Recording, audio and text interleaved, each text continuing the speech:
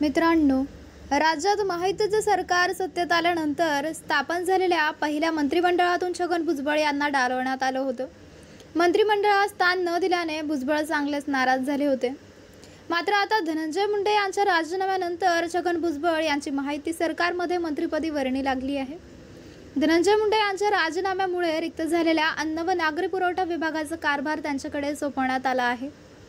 मात्र भुजबळ यांची मंत्रिपदी वर्णी लागताच नाशिक जिल्ह्याच्या पालकमंत्रीपदावर देखील ते दावा करणार अशा चर्चा सुरू झाल्या आहेत.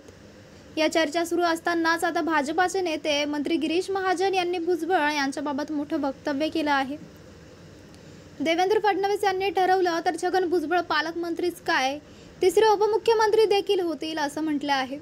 त्यांच्या या वक्तव्यामुळे आता राज्याला आणखी एक मुख्यमंत्री मिळणार की काय अशी चर्चा सुरू झालेल्या आहेत. छगन भुजबळांनी मंत्रिपदाची शपथ घेतल्यानंतर माध्यमांच्या प्रतिनिधींनी भुजबळ हे नाशिक जिल्ह्याच्या पालकमंत्रीपदावर दावा करणार असल्याची चर्चा आहे असं गिरीश महाजन यांना विचारलं असता ते म्हणाले, चांगलं आहे, दावा करणं काय वाईट आहे का?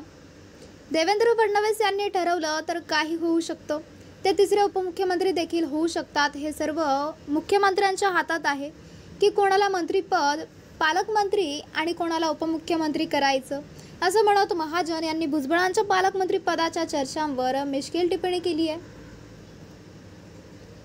तर मित्रांनो, आपल्याला काय वाटतंय? आपली प्रतिक्रिया आम्हाला कमेंट बॉक्सच्या माध्यमातून नक्कीच कळवा आणि चॅनलला आणखीनही सबस्क्राईब केलं नसेल तर चॅनलला सबस्क्राईब करा, बेल आयकॉन प्रेस करा.